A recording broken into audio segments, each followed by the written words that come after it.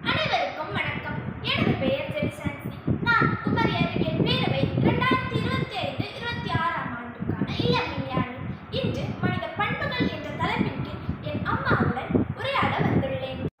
அம்மா, மனித பண்புகளை பற்றி எனக்கு கொஞ்சம் விவரங்கள் சொல்ல முடியுமா? மனிதனை மனுஷனாக்குறது அவனோட பண்புகள் தான். பண்புகளை இல்லைன்னா அவன் மிருகம் அப்படின்னு நம்ம சொல்லலாம். ஒரு நல்ல பண்புள்ளவங்க தான் நல்ல ஒரு நாட்டை உருவாக்க முடியும். அதில் முக்கியமான பண்புகளில் கொஞ்சம் நான் சொல்லித்தரேன். அப்போ ஃபஸ்ட்டு வந்து பொறுப்புன்னு சொல்லக்கூடியது. நம்ம வீடு வெளியில் போவோம், அடுத்தது ஸ்கூலுக்கு போவோம், இங்கே எல்லா இடத்துலையும் அந்த பொறுப்புன்னு சொல்லக்கூடியது ரொம்ப முக்கியமாக இருக்குது. வீடுன்னு சொன்னால் வீட்டில் பெரியவங்க ஏதாவது வேலை செஞ்சுட்டு இருப்பாங்க. இப்போ நம்மளால் பெரிய வேலை செய்ய முடியாட்டாலும் போய் ஹெல்ப் பண்ணலாமா அப்படின்னு கேட்கலாம். அது வந்து பொறுப்பு. அவங்க வேலை செஞ்சுட்டு இருக்கிறத நம்ம பார்த்துட்டு இருக்கிறது பொறுப்பு கிடையாது. அது மாதிரி டீச்சரு ஒரு கரெக்ஷன் பண்ணிட்டு இருக்காங்க, அவங்க புக்கை எல்லாத்தையும் டிஸ்ட்ரிபியூட் பண்ணதுக்கு ஹெல்ப் பண்ணலாம். நம்ம போய் மேம் நான் அந்த புக்கை டிஸ்ட்ரிபியூட் பண்ணவா, இல்லை பேஜை ஓப்பன் பண்ணி தரவா அப்படின்னு கேட்கலாம். அது வந்து பொறுப்பு. அடுத்தது நம்ம இப்போ போயிட்டு இருக்கோம் அப்படின்னு சொல்லும்போது ஒரு இடத்துல ஏதோ ஒரு குழந்தை இப்போ அதில் ஓடி சாடி நிற்கணும்னு வச்சுக்கோயேன், அதில் வண்டி வரக்கூடிய ஏரியா அப்படின்னா நம்ம இல்லை இதில் விளையாடக்கூடாது, நீங்கள் வீட்டுக்கு போ அப்படின்னு சொல்லக்கூடியது நம்மளோட பொறுப்பு. சரி, இப்போ ரெண்டாவது என்னன்னா பகிர்வுன்னு சொல்லது. நம்ம இப்போ வீட்டில் யாராவது நம்ம வீட்டில் ஒரு கெஸ்ட் வந்தாங்கன்னு வச்சுக்கோங்க, அவங்க ஏதாவது நம்மளை பார்க்க வரும்போது சும்மா வர மாட்டாங்க. ஏதாவது ஃப்ரூட்ஸோ இல்லை ஏதாவது ஸ்நாக்ஸு அந்த மாதிரி வாங்கிட்டு வருவாங்க.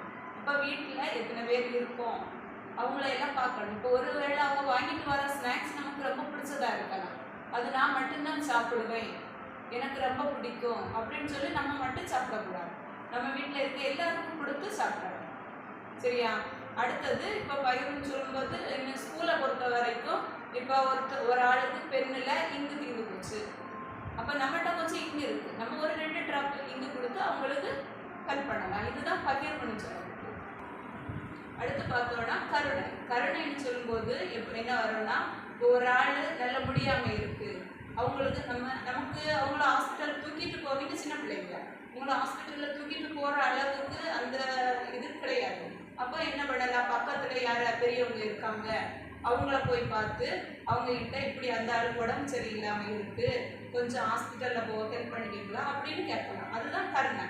இல்லை அவங்க பக்கத்து வீட்டுக்காரங்க தானே, அவங்க போனால் நமக்கு என்ன அப்படின்னு நம்ம கண்டுக்காமல் போகிறது அந்த கருணை விடம் கிடையாது. சரியா? அடுத்தது வந்து சொல்ல போகிறது என்னென்னா நேர்மைன்னு சொல்லக்கூடியது என்னென்னா, இப்போ நம்ம போகிற வழியில் ஏதாவது பர்ஸ் காணாமல் கிடைக்கும், இல்லைன்னா பென்சில் கிடைக்கும், பேனா கிடைக்கும், அது நமக்கு நல்ல அழகாக இருக்கும், நம்ம இதை வச்சுக்கலாமா அப்படின்னு தோணும். ஆனால் என்ன செய்யக்கூடாது, எடுத்துக்கூடாது. அதாவது என்ன செய்யணும், டீச்சர்கிட்டையோ இல்லை பெரியவங்கள்ட்டையோ கொடுத்து நம்ம என்ன செய்யணும், அந்த உரியவங்ககிட்ட ஒப்படைச்சிடணும். அதுதான் நேர்மைன்னு சொல்லணும். இப்போ நெக்ஸ்ட் வந்து பார்க்க போகிறது உதவி மனப்பான்மை. இப்போ உதவி மனப்பான்மைன்னு சொல்லுறது, இப்போ நம்ம ஸ்கூலை எடுத்துக்கொள்வோம். ஸ்கூலில் வந்து நம்மளை விட படிக்காத ஒரு பிள்ளை இருக்குது, அப்போ அவங்களுக்கு என்ன செய்யணும்னா அவங்க படித்தது நம்ம ஹெல்ப் பண்ணலாம். அவங்களுக்கு தெரியாத கொஸ்டினை நம்ம கூட இருந்து சொல்லிக் கொடுக்கலாம், அவங்கள படித்ததுக்கு தூண்டலாம். இதெல்லாம் உதவி மனப்பான்மை கீழே வரும். அதுக்கடுத்தது நம்ம வீட்டிலையும் இப்போ ஒரு ஆள் பிள்ளைங்க ஏதோ வந்து ஒன்றுகிட்ட வந்து அக்கா இதை சொல்லிட்டாங்க அப்படின்னு கேட்கும்போது என்ன செய்யணும்னு சொல்லி கொடுப்பாங்க. இல்லை தங்கச்சி எனக்கு இது செய்து தருவியா, இந்த பென்சிலை ஷார்ப் பண்ணி தருவியா அப்படின்னு கேட்கும்போது என்ன செய்யணும், செய்து கொடுப்பாங்க. இதுதான் உதவி மனப்பான்மை.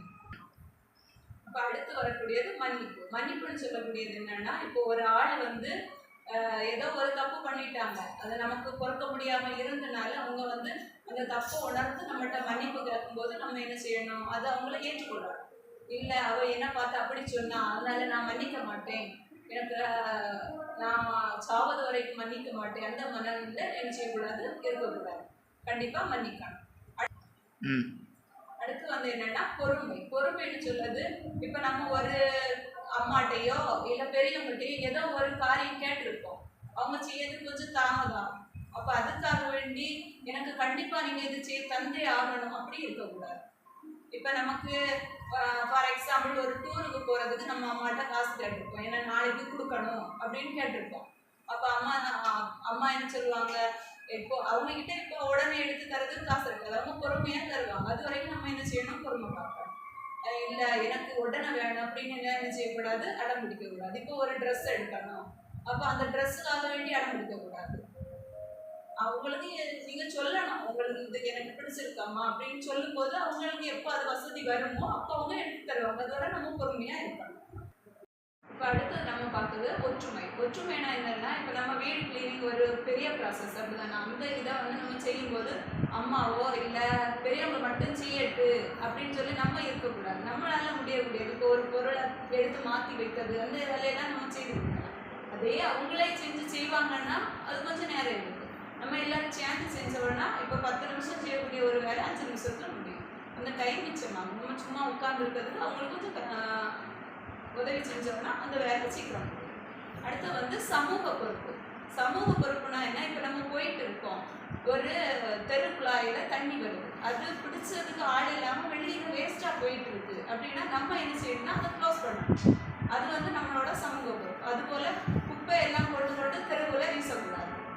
அது நம்மளை நாமே அடிச்சுக்கிறதுக்கு சமம். அந்த குப்பையெல்லாம் நம்ம செப்பரேட்டாக வீட்டிலே பிரித்து வச்சோம்னா பஞ்சாயத்தில் இருந்து ஆட்கள் வரும்போது நம்ம அதை என்ன செய்யலாம், கொடுத்து நம்ம குப்பையை க்ளீன் பண்ணலாம்.